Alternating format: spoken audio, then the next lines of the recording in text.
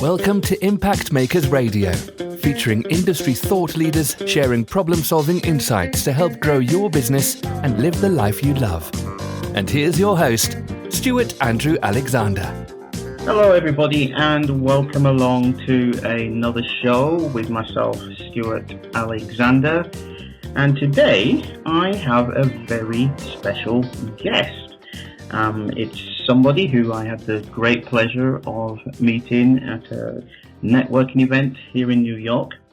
And he has some very special content to share with us today that's going to help quite a lot of us get over one of the biggest fears known to mankind. So without me giving away the game, let me introduce today's guest. His name is Steve Alexander. And no, he's not related to myself. That just happens to be a coincidence. Steve is a former member of the New York Toastmasters Club, a non-profit organization focused on leadership and communication training. Steve enjoys helping young to mid-level professionals become more authoritative public speakers. This allows them to enhance their careers, gain professional credibility, and to positively influence the people around them. Steve, I can hear you in the background. How are you? Welcome to the show. I'm doing well, Stuart. Thank you so much for having me. Okay, that's good that you could take the time out of your busy day to be with us here today, Steve. I do understand how busy you are. The first question that I have for you is, when you think of your perfect prospects and clients, how would you describe them? And in your own words, what is it that you do to help them? That is a great question. When I think of the people that I enjoy working with, they're usually young to mid-level professionals. So think about people just entering the workforce or probably in the midst of possibly changing jobs or looking for a better opportunity. And I really help them gain confidence through public speaking. What I realize is that many people have this overwhelming, almost paralyzing fear of public speaking. So I help them get through that.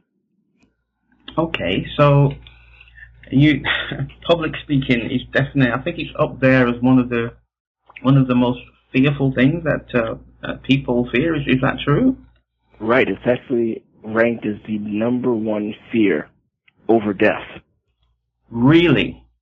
Absolutely. Okay, so let's see what we can do to help our listeners with that. So before we get into the nitty-gritty of it then, Steve, what drives you and what's your passion to help people who want to become more authoritative public speakers?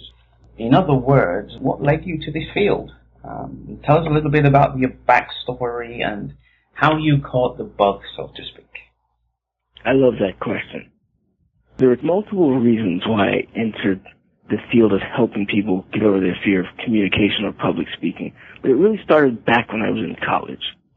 I had a professor who sat me down on the last day of school and said, "Steve, I think you should delay getting into the workforce for at least a year because when you speak in public, you're not very convincing."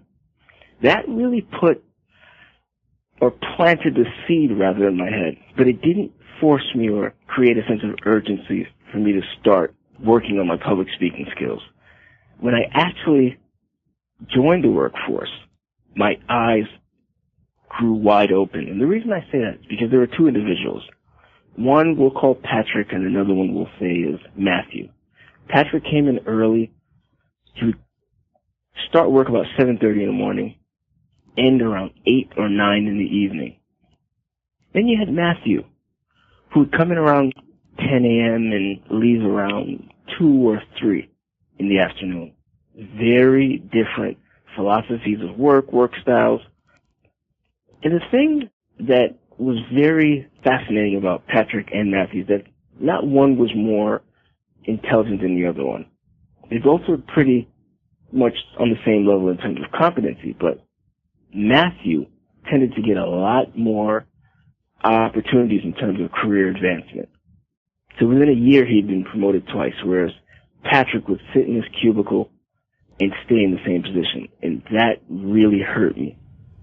It made no sense. So one day I spoke to a senior manager who I was comfortable with, and he told me in a very short and abrupt manner, he said, listen, Matthew is very good at speaking with clients and he presents well. My head almost exploded. After networking some time after that, more people continue to say the same thing about the importance of presenting, speaking in front of clients, and the importance of articulating yourself in a confident manner. So when I saw that, as I said, I was a little bit hurt because I wanted to help people like Patrick. Because, as I said before, he wasn't any less competent than Matthew. So what I did was I decided to really move forward and work on my public speaking skills. And after I got better at it, I started training other people. Interestingly enough, after I got better at public speaking, I was promoted. Instead of sitting in a cubicle like I was, I started being thrown out into the quote-unquote field, where I was meeting with clients and engaging them, more networking parties and things of that nature. So it's really changed my life. But to put it in a nutshell, I was really hurt by seeing how some people advance, all because of having that one skill, which is communication. If I understand you correctly, especially in this scenario between Patrick and Matthew, the fact that Patrick had these public speaking skills gave him a more advantage over Matthew, even though Matthew may have been somebody that actually knows more knowledgeable in his area of expertise. However, because Patrick had the skill of a public speaker, being able to present himself, he got more opportunities. Is that correct? Absolutely. Absolutely. Well, is that fair? To me, I didn't think it was fair. It was very strange, because here you have two people who are completely on the same level in terms of skill, experience, years on the job, etc., but one person just kept rising and rising, and another one sort of deteriorated. And you feel that is something that happens within the corporate world and the business world on a regular basis? You know what? After speaking with some of my clients, it seems like it's far too common. Okay. So, moving on, Steve, what is the most common obstacle preventing people from enhancing their careers, which you've alluded to already, by becoming a more authoritative public speaker? What is it that's keeping them back? Now, if you ask different people, you'll get different answers, but I'm a straight shooter, and I will say this. Most people are already great communicators. The number one obstacle, and there are quite a few, but the number one is anxiety. That fact of getting up in front of a crowd and forgetting your notes or forgetting what you prepared for, maybe stumbling, that overwhelming, like I said before, paralyzing fear that surges through your body. Okay, so anxiety is the number one obstacle in your eyes, and according to your experience, that's stopping people from becoming that authoritative public speaker. Is that correct? Absolutely, because the way I look at it is this. If we're all speaking the same language, and we've all been in situations where we've communicated confidently, whether they be one-on-one or in front of a group, it means you have the potential to do it again. The problem, the real overarching problem, is the fact that people become anxious, nervous when they get in front of a group of people that they do not know. So if that's the case, then Steve, then how can people who are listening to this interview who have found themselves in that situation where they've been given the opportunity to present in front of a group of people, whether that's on a business level or through their own job, then maybe they have to do a presentation at work, and have just frozen because of this anxiety. So for those kind of people listening to this interview right now, what can they do to avoid or even to overcome that anxiety that's going to prevent them from presenting confidently to audiences? Here's the thing. It's commonly accepted, if you will, that there's deep breathing exercises and other various methods or techniques to get rid of anxiety. The number one thing I will say is this. It's impossible to completely get rid of it. If you're not somewhat anxious, it means you don't care about your audience. The second thing I'll say is this. In order to overcome most of the anxiety, you need a system or you need a formula. If you imagine back in grade school where you were given a difficult math problem, at first you were anxious. It looked a little foreign, you couldn't understand how to complete it, but then you got a formula. After getting that formula, it didn't matter whether the numbers became bigger, whether they tried to trick you. You understood and knew a strategic method for answering these questions. So, in terms of getting rid of anxiety, I created a plan. It's a 5-step plan that gives you a formula which will allow you to combat those fears when you're up there. Okay, so can we go into that plan briefly, or what is it? Because that sounds like, if you've created something, I'm sure our listeners would be very interested to finding some more information about that. So could you possibly share something about that system? Absolutely. Now, this is based on somewhat of a seminar that I give, but I can give you a very abridged version. The program is called Speak Up, SPEAK. It's an acronym, and as I discussed in the seminar, in the training model, it's very important to use acronyms and other ways for your audience to remember things. But, very quickly, the S stands for the structure of your presentation. Listeners want a roadmap. If you get up and you start speaking and there's no direction, you immediately lose them. When you lose the audience, guess who becomes anxious? The P stands for posture. Most people don't realize this, but over 90%, I would say about 93% of communication is nonverbal. So it's not so much of what I'm saying, but how I'm saying it, or how I'm using my body effectively. So we go over ways for you to increase your gesticulations, the tone of your voice, pitch rate, etc. The E stands for engaging your audience. It's very important from the beginning to have some content that captures the people you're speaking to. You can do that in many ways. You can offer a statistic, a story. You can ask a question. The A stands for articulation. This goes back to the verbal diarrhea that people use in terms of you know, like, etc. These are words that do not necessarily add any value to what you're saying. Why do we do that? Why do we do the ums and the ahs? The reason we do it is because our brain moves a lot faster than we actually speak. Right, so it's our way of processing information and then also trying to regurgitate information which we've maybe memorized or heard somewhere, etc. So articulation is very, very important.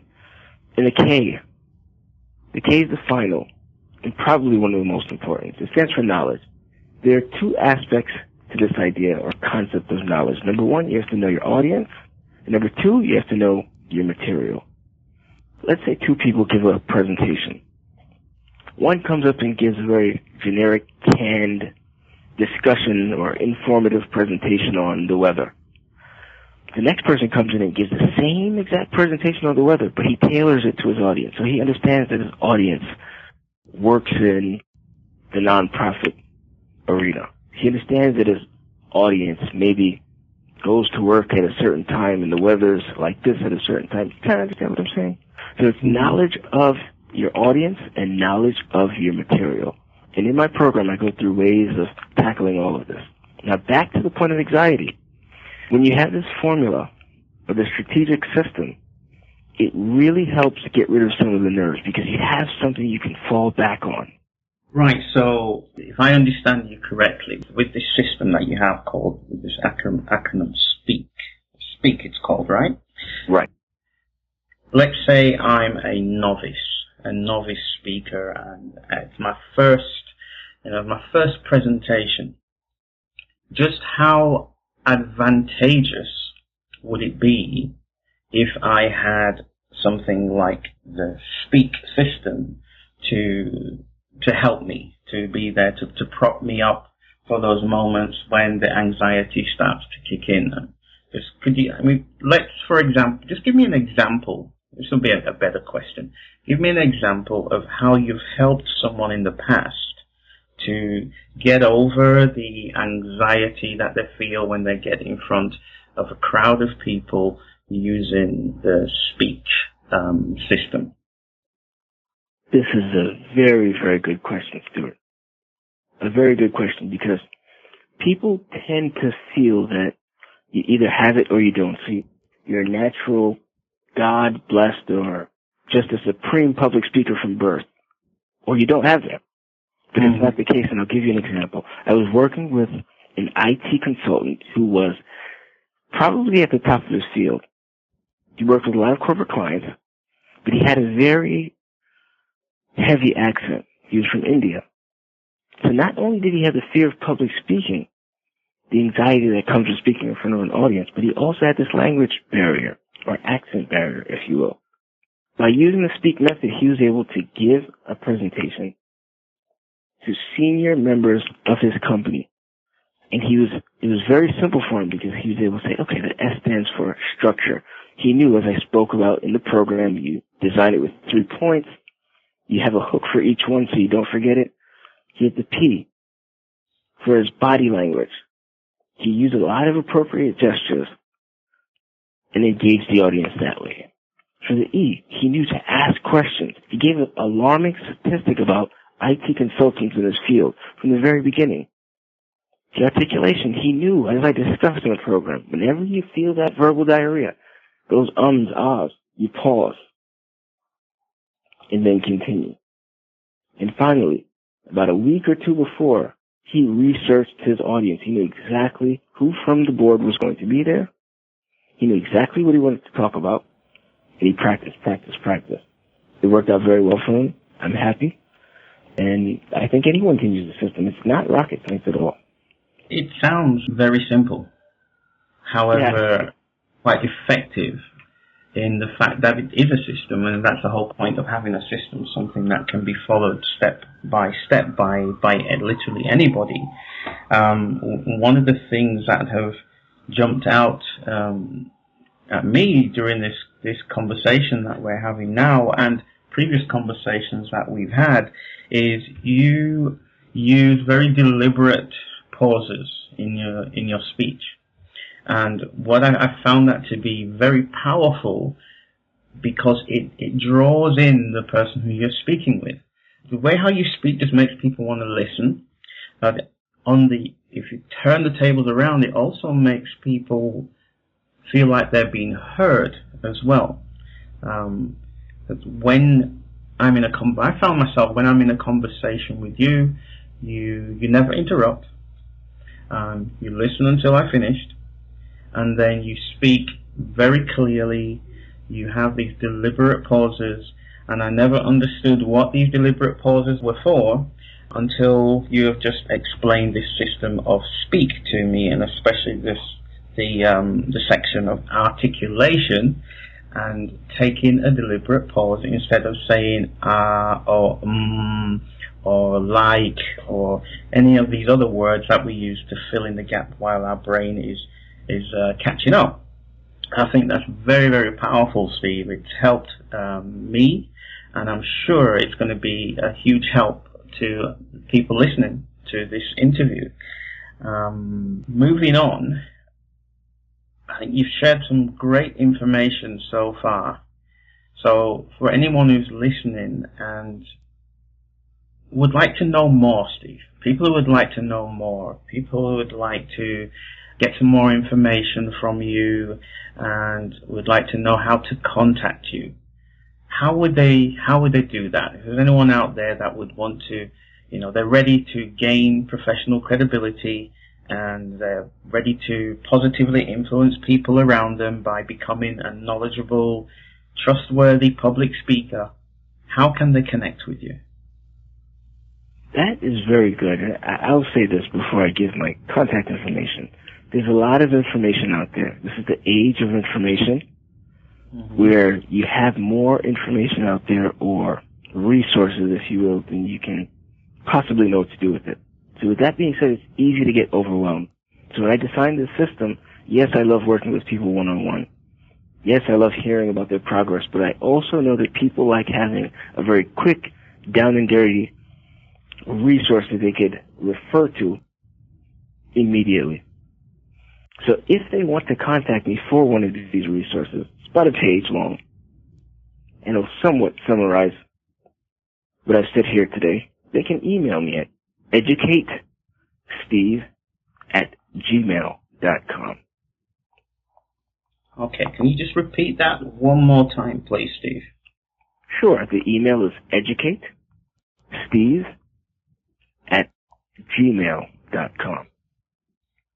Perfect. So that's, once again, that's educate Steve, that's STEVE, @gmail.com, for us. Anybody out there that's wanting to reach out to Steve and improve their public speaking skills and to increase their credibility within the workplace or in a business environment and to positively influence people around them. Steve is definitely your man.